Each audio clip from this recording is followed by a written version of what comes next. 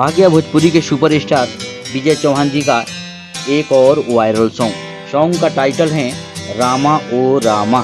इस song में विजय चौहान जी, उनके साथ शिल्पी राज जी का मधुर आवाज है। गाने के राइटर विजय चौहान जी, म्यूजिक से सजाया है विनय विनायक जी। इस सॉन्ग में भोजपुरी की एक्ट्रेस कोमल सिंह भी नजर आएंगी।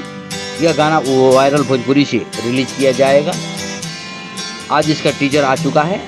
आप लोग वायरल भोजपुरी पर जाएं, गाने का टीजर का आनंद लें। इसका फुल वीडियो सॉन्ग 29 नवंबर को 10 बजे रिलीज किया जाएगा। विजय चौहान जी के जितने भी फैंस हैं रहे तैयार। इस गाने को ढेर सारा दुलार प्यार देना है। साथ ही अगर आप हमारे चैनल पर नए हैं, चैनल को सब्सक्राइब कीजिए, शेयर कीजिए, ढेर सारा दुलार प्यार हमें भी दीजिए। मिलते हैं अगले वीडियो में, तब तक के लिए बाय, लव यू, जय हिंद।